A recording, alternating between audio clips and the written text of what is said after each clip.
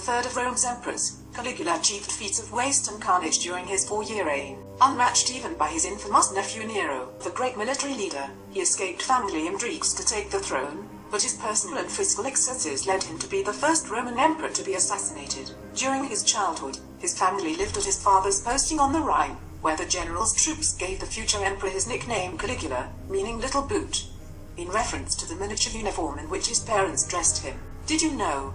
Though known for his harsh treatment of others, the infamous Roman Emperor Caligula lavished attention upon his horse Incitatus, giving the animal his own house with a marble stall and ivory manger.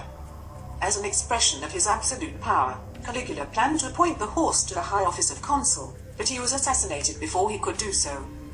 After Germanicus died in 17 Anno Domini, Caligula's family fell from favor in the eyes of the Emperor Tiberius and the powerful Praetorian guardsman Sejanus, who saw the elder sons of the popular general as political rivals. Caligula's mother and brothers were accused of treason, and all died in prison or exile. Caligula's grandmother Antonia managed to shield him from these intrigues until Sejanus' death in 31. The next year, Caligula moved in with the aging Tiberius, who gleefully indulged his great-nephew's worst habits, commenting that he was nursing a viper in Rome's bosom. Tiberius adopted Caligula and made him and his cousin Gemellus equal heirs to the empire. When the emperor died in 37, Caligula's Praetorian ally Marco arranged for Caligula to be proclaimed sole emperor. A year later, Caligula would order both Marco and Gemellus put to death. The Emperor Caligula was not quite 25 years old when he took power in 37 Anno Domini. At first, his succession was welcomed in Rome. He announced political reforms and recalled all exiles. But in October of 37, a serious illness unhinged Caligula, leading him to spend the remainder of his reign exploring the worst aspects of his nature. His relationships with other individuals were turbulent as well. His biographer Suetonius quotes his oft-repeated phrase, "Remember that I have the right to do anything to anybody." He tormented high-ranking senators by making them run for miles in front of his chariot. He had brazen affairs with the wives of his allies and was rumored to have incestuous relationships with his sisters. Caligula was tall, pale and so hairy that he made it a capital offense to mention a goat in his presence. He worked to accentuate his natural ugliness by practicing terrifying facial expressions in a mirror. But he literally wallowed in luxury, allegedly rolling around in piles of money and drinking precious pearls dissolved in vinegar. He continued his childhood games of dress-up, donning strange clothing, women's shoes and lavish accessories and wigs, eager, according to his biographer Cassius Dio, to appear to be anything rather than a human being and an emperor. Caligula's downfall. Caligula's profligacy was draining the Roman treasury faster than he could replenish it through taxes and extortion. A conspiracy formed between the Praetorian Guard, the Senate and the Equestrian Order, and in late January of 41 Anno Domini Caligula was stabbed to death, along with his wife and daughter, by officers of the Praetorian Guard led by Cassius Chaerea. Thus, Cassius Dio notes, Caligula learned by actual experience that he was not a god. The Senate attempted to use the disastrous end of Caligula's reign as a pretext to re-establish the Roman Republic, but Claudius, the heir designate, took the throne after gaining the support of the Praetorian Guard. The Julio-Claudian dynasty would remain secure for another 17 years, until Nero's suicide in 68. Caligula, murderous and depraved, or a victim of history. The story of Caligula has long been about the corruption of absolute power, murderous madness and sexual perversion.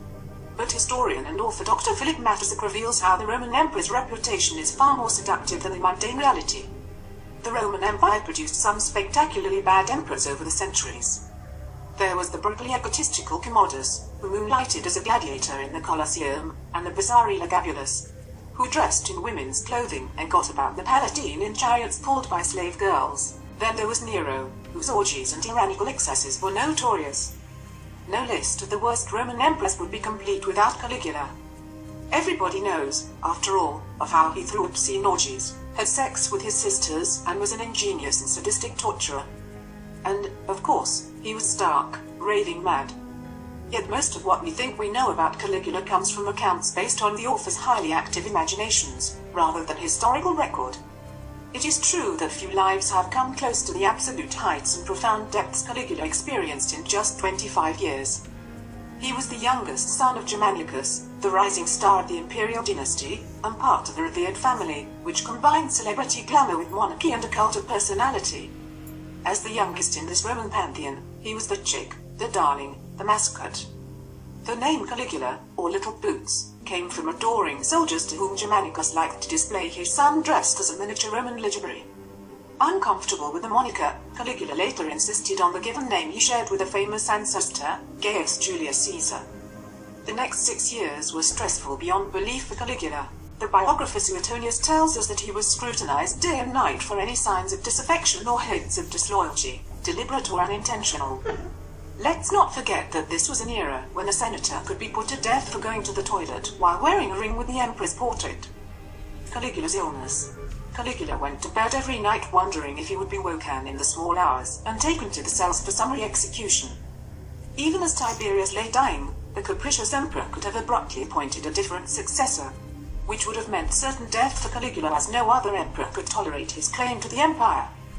Once Tiberius died, Caligula went literally overnight from a near hostage to the acknowledged master of Rome. His return to the city was welcomed with wild enthusiasm. Soon afterwards, he had a nervous breakdown. In an age familiar with post-traumatic stress, we should perhaps expect this. As veteran soldiers will testify, the true psychological impact is felt only upon returning to normalcy and safety. Then experiencing utter alienation from others who have not shared the same experience, Caligula's collapse left him bedridden in delirium, while an anxious Rome prayed for his recovery. Ancient biographers report that he arose from his sickbed as a madman. The truth proved to be worse, though. Caligula, ruler of Rome, had been out of action for weeks, and nothing had happened. The provinces had been governed as usual, the Senate met and passed decrees, and the Praetorian prefects administered justice. The empire had gone peacefully about its business. The way that the imperial system functioned meant that Rome did not actually need a hands-on ruler. Caligula's mental collapse left him bedridden in delirium, while Rome prayed for his recovery. Caligula was not really necessary, and, to someone with his upbringing, unnecessary meant disposable. As a headstrong young man with a survival instinct ingrained across every fiber of his being, Caligula set about rectifying what he saw as an unacceptable situation. He would make himself necessary, and make the Senate and the people of Rome dependent on his rule. It ended up being a flawed and fatal strategy, but it followed logically from Caligula's life experience to date. He jettisoned the example of his immediate predecessors, who had carefully pretended to work through the Senate, even while slaughtering individual senators. By explicitly taking direct control of the empire, Caligula was not only ahead of his time, he was declaring war on the Senate. Therefore, Caligula's reign is not about the antics of a young madman, but the story of a political struggle for supremacy, a story told by the victors, for whom libel laws were non-existent and the truth optional. The last ruler of Rome to openly place himself above the Senate was Caligula's namesake, Gaius Julius Caesar, and the Ides of March shows what they thought of that. Nevertheless, Caligula elevated himself above the Senate by declaring himself a god. Later, that was less unusual, the Emperor Domitian entitled himself master and god, but at the time this seemed blasphemous and bizarre. The Senate twisted Caligula's every action. Mud was hurled with gleeful disregard for the truth. Even in Caligula's time, it was not unprecedented. In the Greek East, rulers were almost routinely deified, and the divine status of the Egyptian pharaohs had been adopted by their Macedonian successors. Caligula awarding himself the same status in Rome was only insane in the sense that it was a political gambit certain to fail. Caligula the god had the support of the people and the army, but was a political neophyte with a personality totally unsuited to fighting a senate of ruthless fixes hardened by savage, often fatal, political battles. Senators had connections, clients, and a hidden grip on the levers of power. Both sides in this struggle used any and all means at their disposal, but it was Caligula who was outmatched. One of the weapons of the Senate was propaganda. Here, a comment by the great orator Cicero is revealing. I call this man a gladiator, not as the usual rhetorical insult, but because he really was one. In other verbal attacks, Cicero labeled opponents as arsonists, patricides, pathics, coprophiliacs, and murderers, and even claimed, with no proof whatsoever, that one man killed children to use their organs in necromantic rites. In Roman political invective, mud was hurled with gleeful disregard for the truth, just to see what would stick. As for Caligula, the Senate seized upon his claim of divinity and interpreted it as madness. They twisted every action of an emperor who was in any case young, headstrong, and thoughtless, and simply invented other cases. Even the fact that his wife loved him was seen as evidence of his madness. Caligula was also a loving father, but apparently only because his child shared his sadistic inclinations, which excused Caligula's eventual murderous bashing the toddler's brains out against a wall. Staying with family relations, the biographer Suetonius reports that Caligula enjoyed sex with his sisters during banquets while appalled guests looked on. Yet Suetonius wrote a century later, when the legend of Caligula as a lunatic had been well established. By then, some believed he had become a sex-crazed madman because his wife had overdosed him with a love potion. Since much of the detail of Caligula's mental state comes from Suetonius, the claim of incest merits further examination. The historian Tacitus was born 15 years after Caligula died. Unlike Suetonius, he scrupulously reports allegations as just that, allegations rather than fact, and he does not mention any such dinner party entertainment. Nor does the philosopher and senator Seneca, who actually knew Caligula. Both writers do not shy away from the topic, but mention Caligula's sister Agrippina in connection with incest only with her uncle and son, not her brother.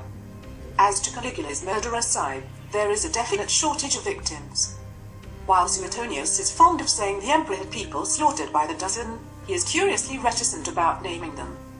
Other writers, such as Appian and Plutarch, meticulously document the senators killed in the much bloodier purges of Salo and the Triumvirs. Caligula did order the execution of Tiberius' son and his praetorian prefect Macro, as well as his cousin, the king of Mauritania. But most of his other victims are dubious, like the gladiator who died of an infected wound after Caligula had visited him. So in all there are less than a dozen names. Compare this to hundreds killed by Augustus, dozens by Tiberius, and many more by Nero and Claudius, with most of their high-ranking victims carefully named.